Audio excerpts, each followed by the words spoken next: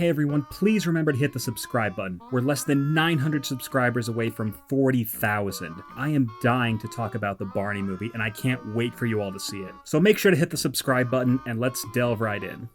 This video is brought to you by viewers like you. Thank you. Make sure to subscribe, and help get this video to 4,000 likes. And I say, hey! Arthur introduces DW's pet bird, Spanky, which DW specifically got to help torture her brother. Ouch! I want that one.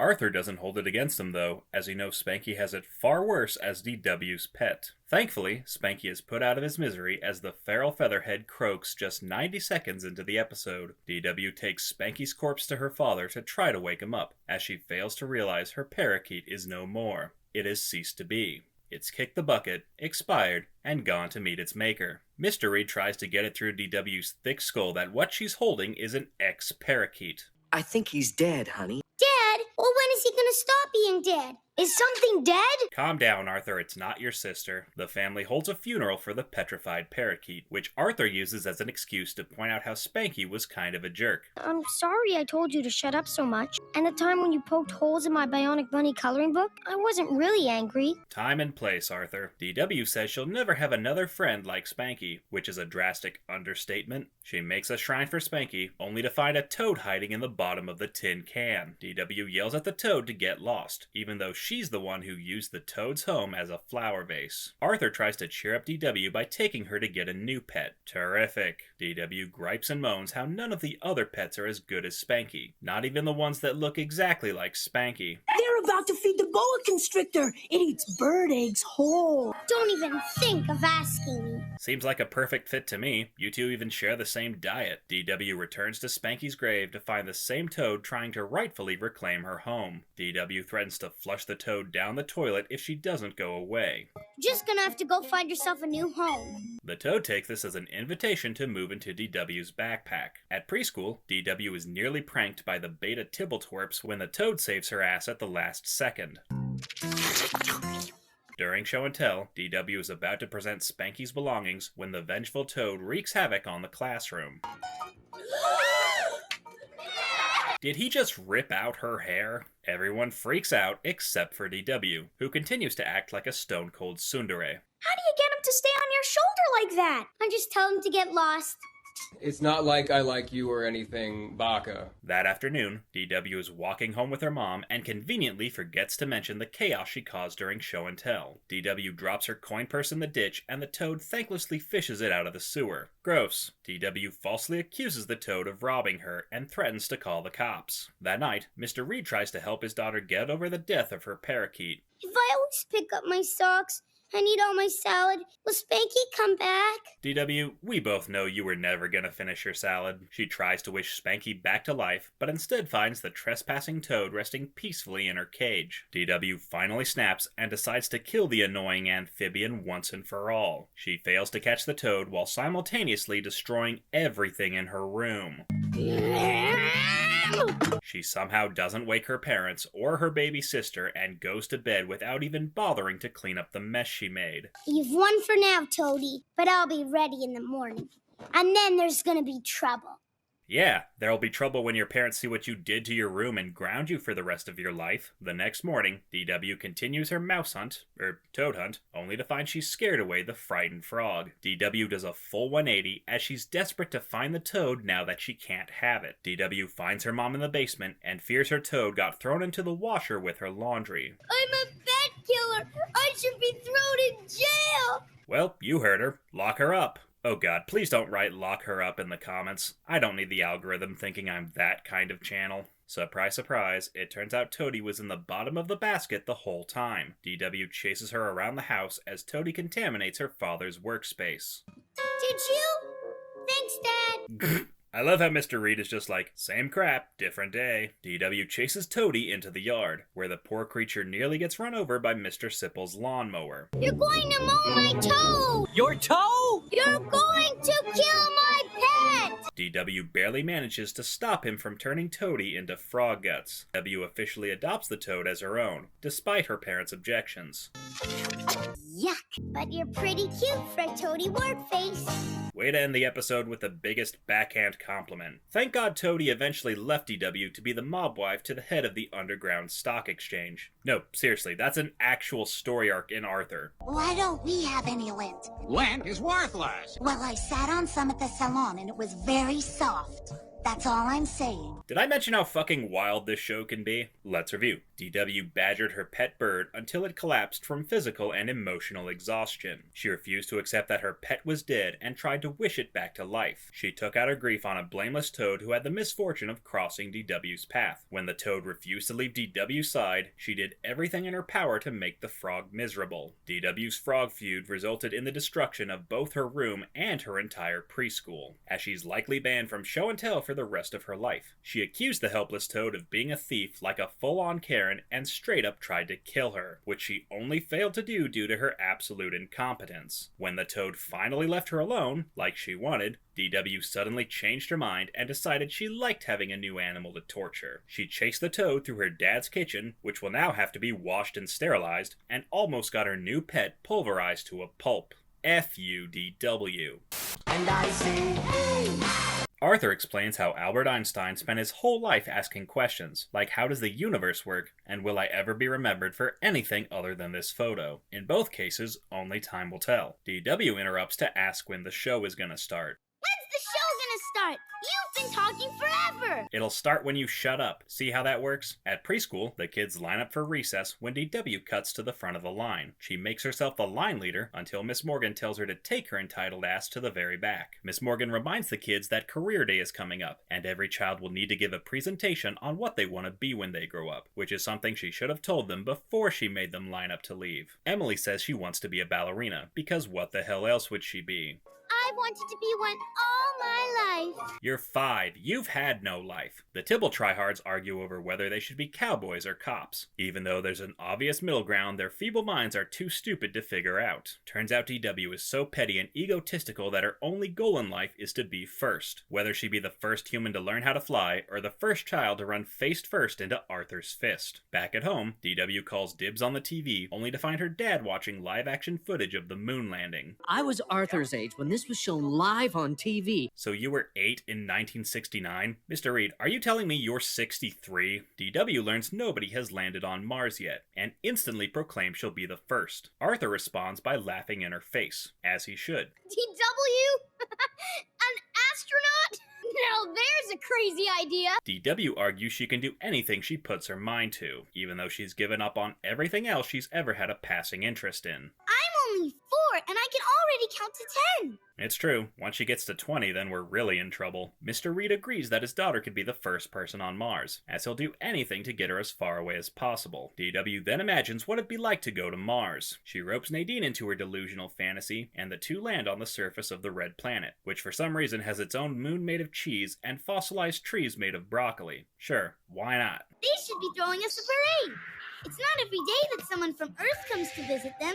Her dopey daydream gets interrupted by Pal, and DW angrily knocks her pillow fort to the ground. Very mature. DW goes to visit the Turbo Tibbles, who have finally discovered what a sheriff is. The goonish gun toters are in the middle of arresting their raggedy-ass teddy bear when DW brags she's going to be the first person on Mars. The shoddy sheriffs tell her it's a bad idea, since they just watched a movie on the Sci-Fi Channel about mutant dinosaurs who run rampant on Mars and paint the planet red with Martian blood. And honestly, I'm more surprised that isn't the premise of a Sci-Fi Channel movie. They made 6 Sharknadoes, but they couldn't make one Attack of the Sleepless Martian Dinosaurs. DW stupidly believes the Tibble-twits and gets scared off the idea of going to Mars. That night, Mr. Reed busts out his telescope, nerd, and shows DW exactly where Mars is. DW is horrified to see the planet is really red and assumes the Tibble turbines were right, until Arthur tells her to quit being stupid. Tibbles! I should have known better. Yeah, why do you still hang out with these two? Mr. Reed tells his daughter it's normal to be scared and explains how people were once panicked by a radio broadcast of War of the Worlds, even though it's been proven that story is an absolute lie. Get a damn fact checker, PBS. Mr. Reed explains how the more you know about something, the less scary it is. Even though I'm way more afraid of DW the more I know about her. Mr. Reed decides to take his daughter to the local museum to learn about Mars, while Mrs. Reed is nowhere to be seen, because I guess her husband gave her a hall pass for the week. The two have have a great time as DW somehow manages to avoid burning the place to the ground. It's finally career day, and DW insists on going first. What a surprise. Her presentation gets off to a rocky start when the Big Mouth brothers try to scare everyone with their mutant Martian malarkey. Mars is called the Red Planet because the Martian blood glows red in the dark. I don't want to hear this. Are they going to get us? Why does she still have this goddamn whistle? DW gains recontrol of her presentation and explains how nobody knows if there's life on Mars, but she wants to be the one to find out. DW gets a standing ovation from the class. Her speech was so moving that she even convinced the Tibble tree stumps to become astronauts, because the last thing we need is for these three bozos wreaking havoc across the universe. And DW never mentions Mars or astronauts ever again, because just like every other hobby of hers, she probably dropped interest in it the second something else grabbed her limited attention span. Let's review. DW decided she wanted to go to Mars, not because she loved space, but just so she could be the first. Her obsession with being first led her down a path of manic obsession, and she changed her entire personality to revolve around Mars. She allowed herself to get duped by the Tibble Twisters again, and became scared of Mars, until her father and brother showed her how stupid she was being. And even when she gave a kick-ass presentation on Mars, it ultimately inspired the no-good noobs to follow in her footsteps. F you, DW. And I say, hey! Arthur says there are some things that are best done by yourself, like tying your shoes or learning how to animate more than 5 frames per second. DW storms in to fat shame her brother for eating all the pancakes.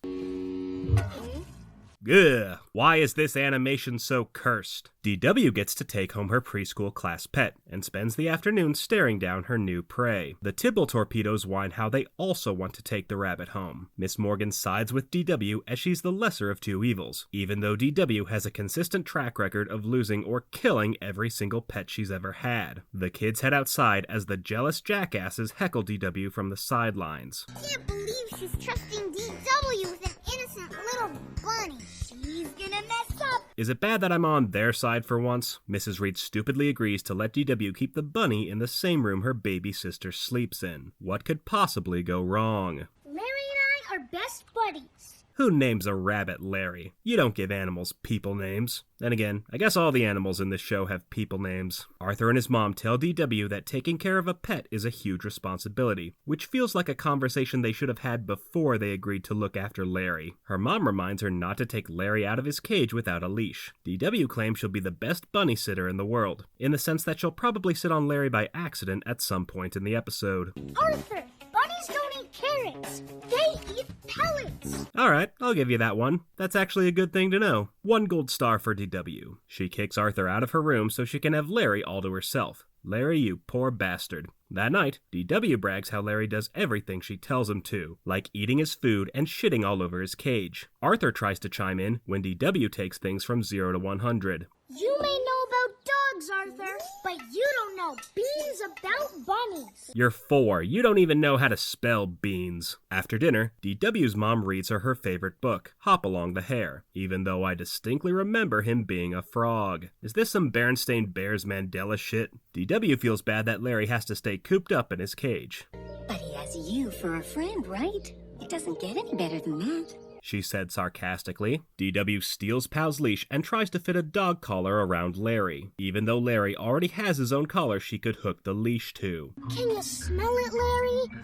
The fresh, fruity air? Are you feeling it now, Mr. Krabs? She takes the rabbit outside and almost immediately loses track of him. Who could have seen that coming? DW has a full-on crap attack while Arthur rightfully chews her out. DW is so defensive that she stops her search to get into a pissing match with her brother. You lost Pal! Yeah, and whose fault was that? Also, yes, I know you all want me to review this movie, and I'm going to, but I'm saving it for when we reach 50,000 subscribers. So if you want me to review this sooner rather than later, please hit the subscribe button. DW yells at Arthur for being so mean, go figure, and bursts into crocodile tears. Instead of telling their parents, Arthur takes pity on his soul-sucking sister and goes to LaDonna for help. Cause who better to catch a rabbit than a bigger, slightly smarter rabbit? LaDonna and Bud head to the Reed house where they discover Larry escaped through a hole in the fence. DW continues to cry at the top of her lungs while LaDonna tries to assure her everything will be alright. And then Bud starts talking. Foxes are the worst. They can eat a bunny in one big go.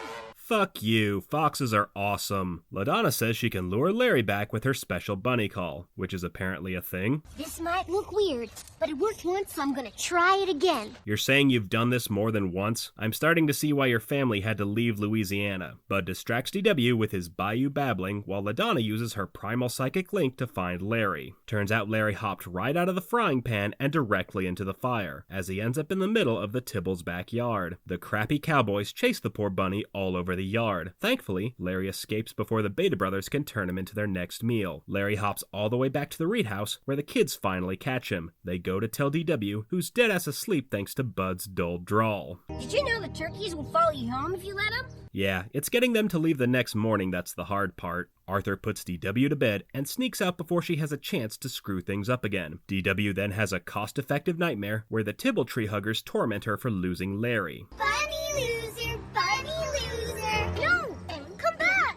DW wakes up in a cold sweat and assumes the whole thing was just a dream. How convenient. She gets a phone call from the Tibble trash, who threaten her with blackmail for losing Larry. DW says fuck that and promptly hangs up on their asses. The episode ends with Arthur feeding Larry a carrot. That way DW will be forced to clean up his impending diarrhea. Let's review. DW insisted on taking care of the class pet, despite her tumultuous history with house pets. She hogged the bunny all to herself and refused to take any advice from her family. She insisted on taking the rabbit outside and lost him almost immediately. She yelled at her brother for trying to help her and did absolutely nothing to get the bunny back home. And even when the kids finally caught the rabbit, DW slept through the whole thing and convinced herself it was all just a dream. That way she doesn't have to learn from her mistakes and can continue to be a petty pet sitter. F you, DW.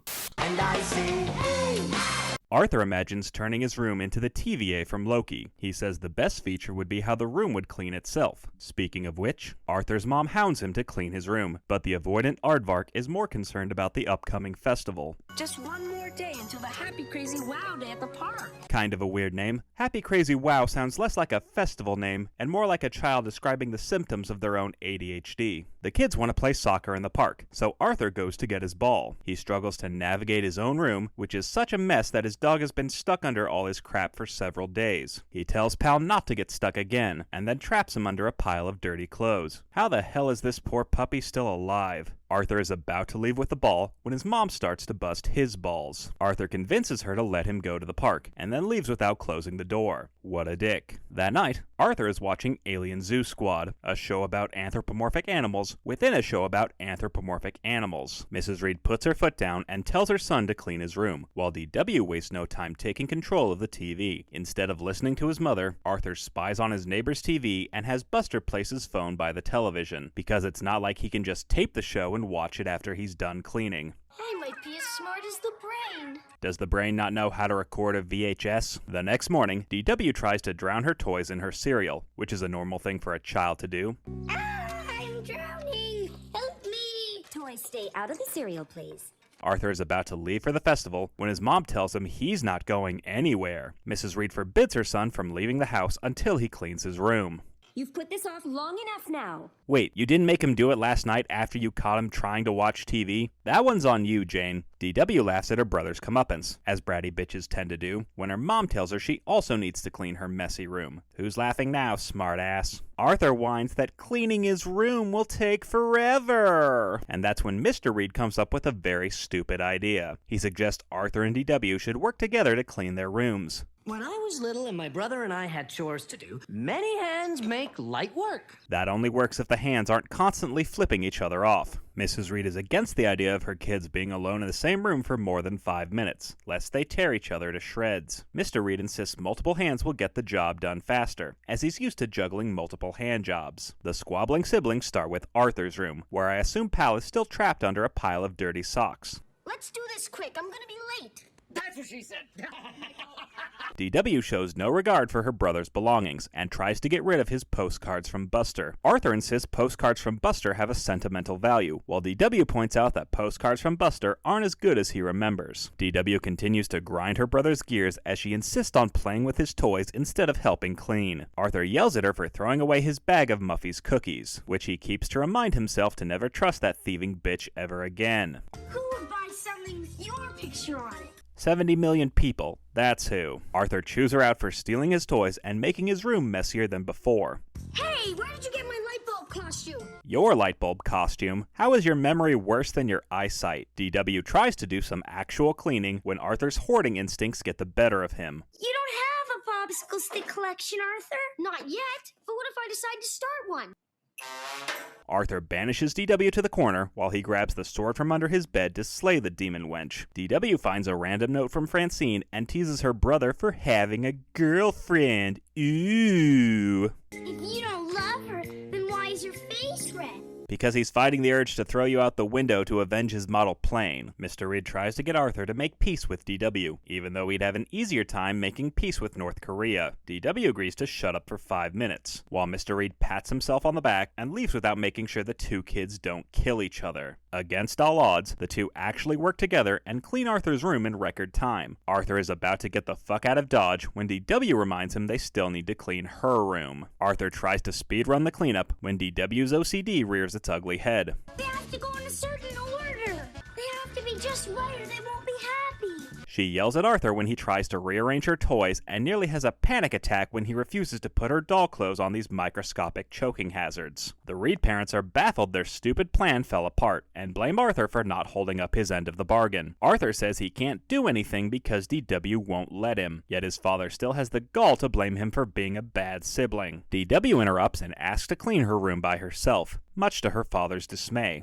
Mrs. Reed usurps her husband's authority, as she's through letting him pretend to be the alpha. She agrees to let DW clean her own room by herself, while Arthur finally gets to go to the festival. Arthur asks DW if she wants any help before he leaves. DW rejects his offer because she doesn't want him to miss the festival, and also because he has cooties. Gross. Arthur gets to the park, where he spends the afternoon bouncing on trampolines, juggling with clowns, and trying to drown his teacher. Arthur nearly blames DW for his late arrival, before finally admitting he's been a bit of an asshole. It would seem all's well that ends well, until Mr. Frensky guilts the kids into helping him clean up the park. Here we go again. And we never see Mr. Reed's brother. Ever. Because he probably never existed in the first place. It's more likely David created an imaginary brother as a coping mechanism to deal with the reality of being a lowly beta cuck trapped in a loveless marriage while only being able to admire his true soulmate from afar. Let's review. Arthur refused to clean his room even after his mom told him to several times. He blatantly disregarded her demands and was somehow surprised when he was forced to do his chores. Meanwhile, Mr. Reed insisted on making his children work together against their will, even though he probably would have driven Arthur to the festival, no questions asked, if he knew Mr. Ratburn would be there in a swimsuit. The Reed kids instantly got on each other's nerves, primarily due to DW's lack of helpfulness or general competence. Arthur proved to be just as bad, as he hoarded useless junk and showed an equal amount of disregard for his sister's belongings. Mr. Reed insisted his idea was the only right solution, and nearly drove his kids insane, until DW demanded to do her chores by herself. And you know it's bad when DW has to step in to resolve the conflict. So,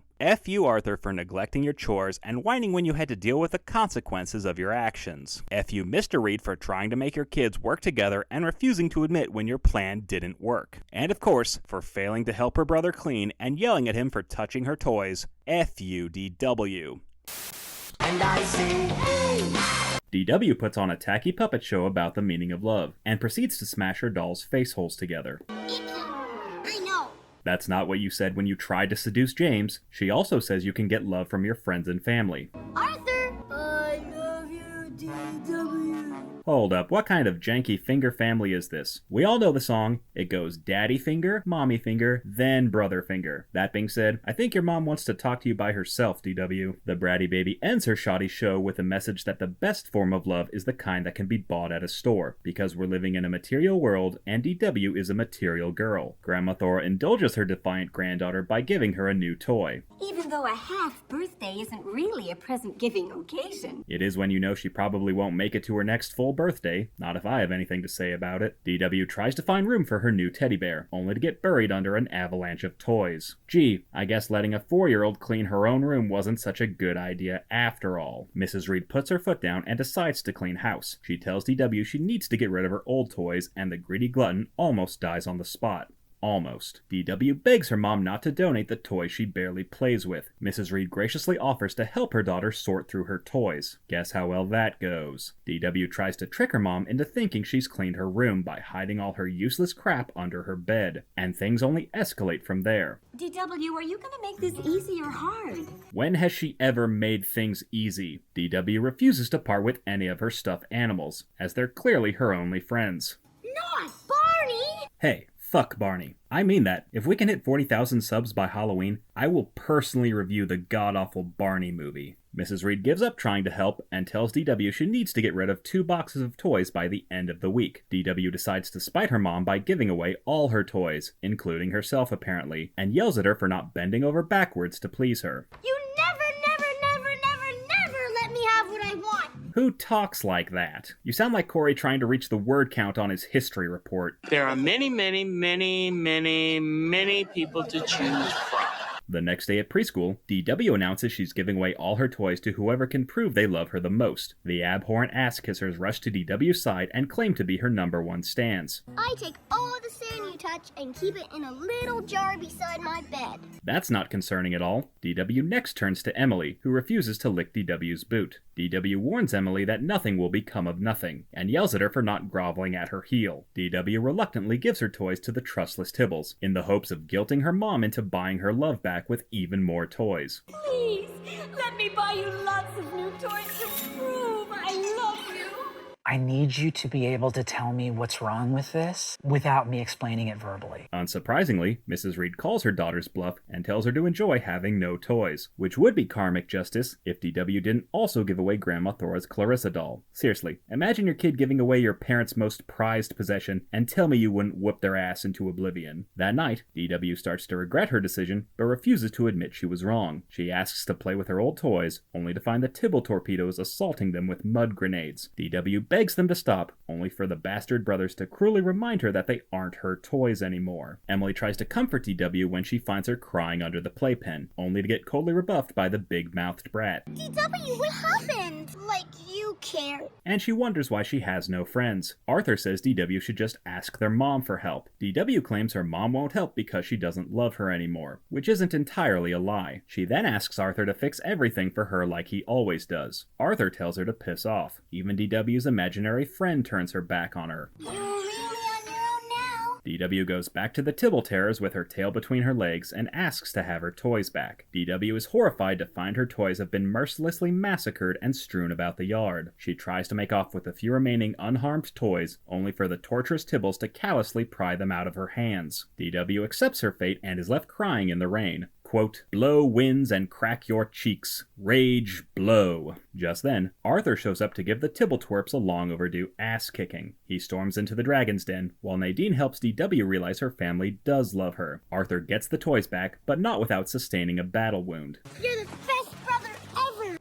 Goddamn right. DW vows to make it up to her brother, and sells her toys to pay for his glasses. She also offers to buy her mom a present to prove she loves her. Mrs. Reed reminds her, again, that love isn't something you have to buy. DW lastly apologizes to Emily, and offers up her Kmart brand Barbie knockoff as a peace offering.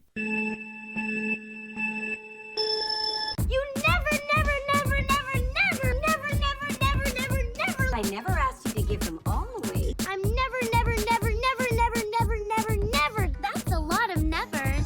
Let's review. DW refused to give away her toys as she believed love can only be shown through material objects. When her mom forced her to clean her room, DW decided to give away all her toys in a misguided attempt to get even more toys. She repulsed Emily with her demands for affection and stupidly gave all her toys to her least trustworthy friends, as they were the only ones willing to stroke her overly engorged ego. She instantly regretted her decision when she discovered the bad faith brothers were using her toys as target practice, but refused to accept help from anyone who didn't worship at her feet. She only apologized to her friends and family after her brother stepped in to save the day and nearly got his glasses destroyed. So, F you to the Tibbletwerps for taking advantage of your best friend and destroying her toys just to make her cry. And of course, for hoarding her toys and turning her back on her friends and family, F you DW.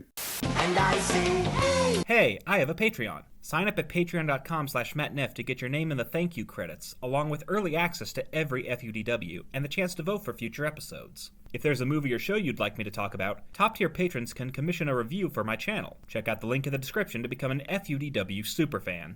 And I say, hey, what a wonderful